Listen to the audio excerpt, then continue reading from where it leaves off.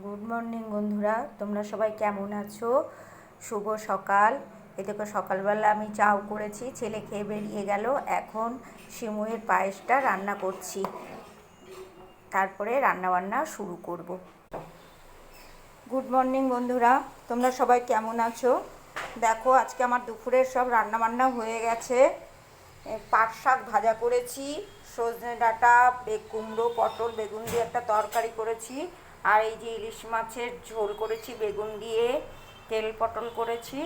আর একটু মটন ছিল আগে, সেই মটনটা রয়েছে।